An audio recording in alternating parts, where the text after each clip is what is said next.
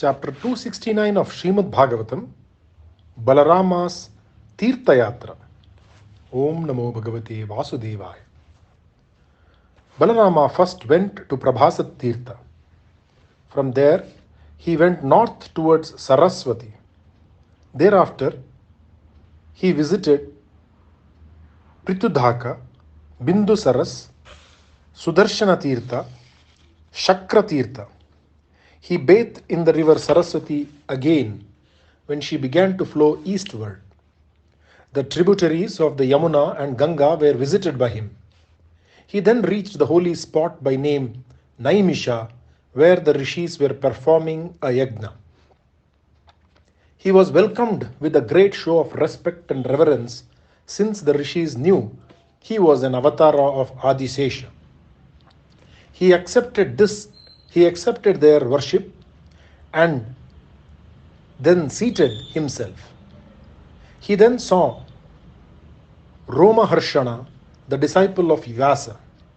He was the only one who had not stood up and honored him when Balarama entered the ashrama. Romaharshana was a sutta, and Balarama was angry since this sutta was occupying a seat higher than the one given to himself. He thought, this is a congregation of Brahmins who pay respect to a Kshatriya when he comes as a guest. But this man, who is inferior to both of us by birth, has insulted me. He is a disciple of Vyasa, and he is supposed to have become proficient in the study of the Dharma Shastras. And yet, he does not seem to know the rudiments of good behavior. I think he deserves to be killed. Thinking on these lines, Balarama took up a kusa grass and killed Romaharshana with it. The rishis were horrified by this unexpected action of Balarama. They were very unhappy since this should not have happened. They said, Balarama, what you did was wrong. We granted this man Romaharshana the seat of Brahma. He was to have long life and perfect health till the end of this yajna. A reciter of the Vedas and the Itihasas and Puranas is said to be the equal of a Brahmin, and he occupied the seat of a preceptor, and that was why he did not get up when you entered. What you have done will give you the sin by name Brahmavada.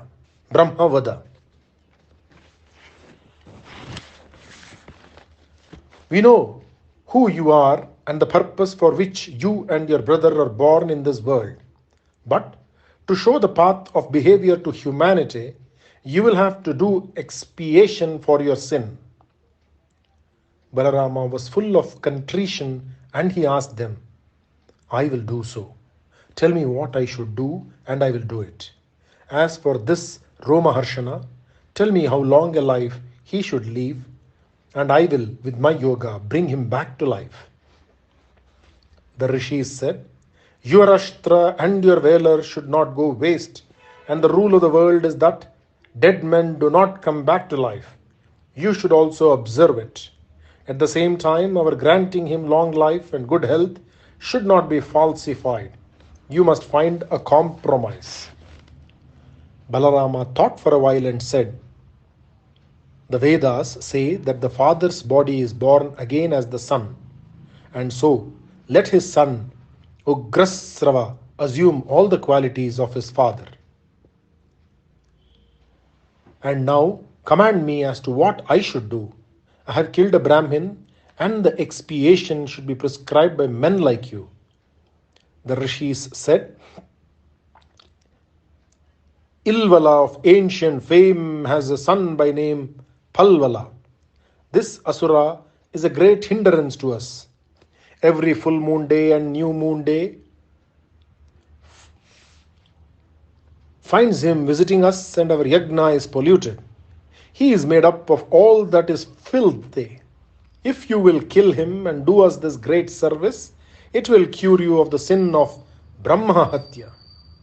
You can then continue for 12 months the Tirtha Yatra which has been interrupted. Balarama was waiting for the coming of Palvala. When the time came, he could recognize the coming of the Asura by the terrible smell assailing his nostrils. There never had been such a bad stench before. Balarama was almost breathless for a while. There rained a ghastly rain of filth on the Yagnashala, and soon there appeared with his trident the Asura Palvala. He was unbelievably ugly, and he approached Balarama with his trident uplifted. Balarama at once thought of his plough and his pestle. Then came to his hands. They came to his hands. Balarama dragged the Asura down to the earth with his plough and hit him with his pestle. His head was split, and spitting blood, he fell down like a mountain hit by Indra's Vajra. The rishis were greatly relieved at this, and they praised Balarama as the rishis did when Indra killed Vritra. Balarama took leave of them and proceeded southwards. After visiting all the Tirthas, he went and paid his respects to Agastya. He then turned his steps northwards, thinking that the great war would have ended. Because on the way he heard that all the kings of Bharatavarsha had been killed on the field of the battle. He arrived on the scene when Duryodhana and Bhima were about to fight the Gada Yuddha. Balarama went to them and said, "My dear disciples, you have both learnt this Gada Yuddha from me, and I know both of you and your ways of fighting. You are equal in every way. Bhima, you are stronger, and Duryodhana, you are better trained and more nimble on your feet. Neither of you will be able to vanquish the other. Stop this fight." The two heroes, Duryodhana and Bhima, had been waiting for this fight for the last so many years, and they hated each other too much to listen to the words of Balarama. He realized that fate was stronger than all the efforts of man, and with a sad heart, Balarama returned to Dwaraka. He performed several yagnas with the assistance of the rishis in Naimisha by going back to that spot. He found peace there, and he spent several happy days with the rishis and returned to Dwaraka. Om Namo Bhagavate Vasudevaya. Shri Krishnarpanamast. Chapter 270 of Shrimadbhagavatam, The Visit of the Devas. Om Namo Bhagavate Vasudevaya. Brahma, accompanied by his sons led by Sanaka, the Devas led by Indra, and the Prajapatis and by Lord Mahadeva came to Dwaraka. They had all come to see Krishna and his Maya, his living as an ordinary mortal, his life on earth in the midst of his kinsmen, and so there came with Brahma and Indra the other celestials, the 12 Adityas, the 8 Vasus, the Ashwini twins, the 11 Rudras, the Vishwadevas, Gandharvas and Apsaras, Rishis and all the celestial beings. They came to see Krishna since very soon he would abandon this human form. They covered him with garlands strung with the flowers from the gardens in the heavens. They spoke words of praise to Krishna, addressing him as the Lord of Lords, as Narayana. Brahma worshipped him by repeating the Purusha Sukta, the greatest of all prayers. Brahma then said, "My Lord, we came once to you and asked you to rid the world of the burden which was too much for her to bear. You acceded to our request and took this charming form for that purpose. You have established Dharma, and your fame has spread to all the 8 quarters. This Yadu house has been fortunate to have you as its scion. In the Yuga to come, Kali, men will attain moksha easily by hearing the stories of you during their birth as Krishna the Yadava. They can cross the ocean of samsara easily if they do but remember you as Krishna the Yadava who came down to the earth to save mankind. We do not have to tell you why we have come. 120 years have gone by since you came down to the earth. The purpose of your birth has been served, and there is nothing left for you to do now. This Yadava house has also been destroyed by the curse of the Brahmins. It is only a question of time before the words of the rishis come true. Please return to your abode Vaikunta. Please protect us, your servants. Krishna looked at all of them and said, "What you have told me is already known to me. I have already made up my mind. I have done what you have asked me to do then. The earth is free now. This Yadava house is now swollen with pride and arrogance and is being held under control by me like the sea by its shores. The arrogance of these Yadavas is increasing day by day. If I leave now and come away, they will have no one to keep them under control. The entire world will be destroyed by them. The time is fast approaching when the curse of the Brahmins will come true. When that chapter also is written on the scrolls of time, I will come back to your midst." Brahma and his associates saluted him once again and went away from there, happy in the thought that soon the Lord could be back in their midst. Soon after this, evil omens were seen in Dwaraka, and the people were getting worried about the constant signs in the heavens and on the earth about some calamity which was impending. Krishna collected all of them and spoke to them. He said, "These evil omens are frightening. On every side I am seeing them. Our Yadava house has also been cursed by the rishis years ago. I, for one, am afraid to stay without doing something about it.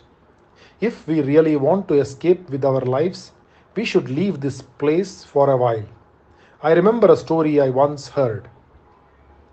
During the days when Daksha gave his daughters in marriage to Chandra, the Prajapati was incensed because his daughters complained to their father about Chandra's partiality to Chitra, that he was ignoring all the others because of this, his preference. Daksha therefore cursed Chandra that he should contract the dreadful disease called Kshaya, and that made him waste away.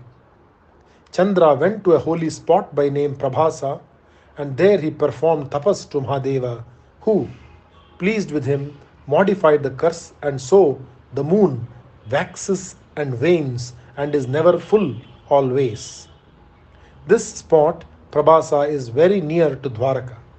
Let us go there without delay. Bathing in the holy waters and purifying ourselves, we will offer sacrifices to the Pitrus and the Devas. We will honor the Brahmins and give gifts to them. Like the sea is crossed by a boat, we will cross the ocean of sins we might have committed." Krishna's words was law, and soon the caravan was ready to leave for Prabhasa Tirtha.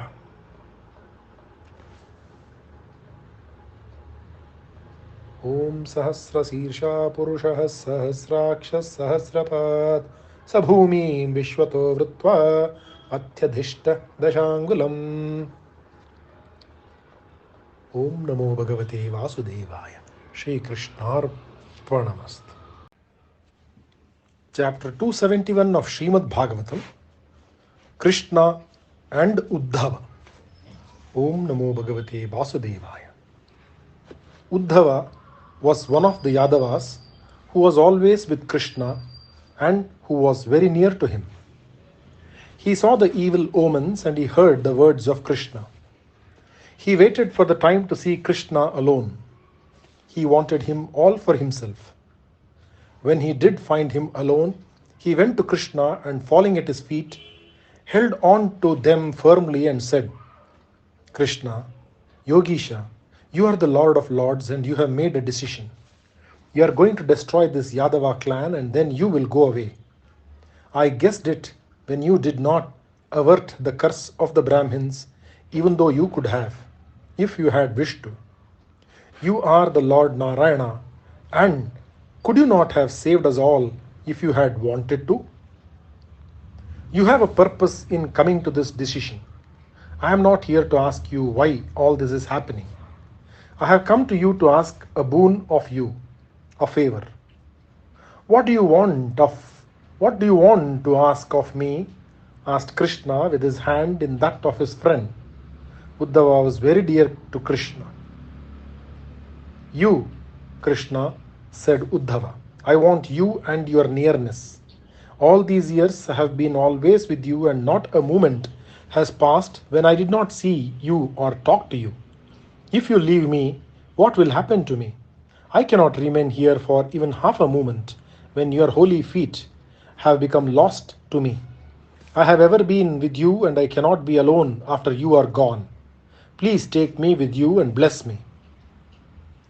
Uddhava was sobbing his heart out, and Krishna looked at him with his eyes full of love. He could never bear to see his bhaktas suffer. The Lord's love for his bhaktas was far greater than the love he had even for Lakshmi, his wife. With infinite tenderness, Krishna took the hands of Uddhava in his hands and said, You have spoken nothing but the truth when you said that my purpose is to lead the Yadava house to its destruction. They will all die by their own hands. Brahma, Mahadeva, and the Devas came to me and asked me to go back to my abode. Once, years ago, at the request of Brahma, I promised to take a human form along with Adisesha, and the reason for this birth was to establish Dharma on the earth. I have achieved it, and I have nothing else to achieve now. There is just a week more left for me to finish the last of my tasks, the annihilation of the house of the Yadavas, and as for Dwaraka, the sea will break her bounds and enter the city when I am gone. My dear Uddhava, the moment I leave this earth, her glory will diminish, and Kali Yuga, which is waiting to be born, will occupy her completely. Do not live in the world abandoned by me. Men during the Kali Yuga will take great delight in committing sin. You will have to spend the rest of your time, the rest of the lifetime assigned to you in this world, with your mind completely detached from your kinsmen and from everyone who have been all these days near to you and very dear to you. Let your mind be set on me and only on me. With an even temperament, move in this world of men waiting for the end. Let me tell you something, Uddhava. I will describe what Maya is.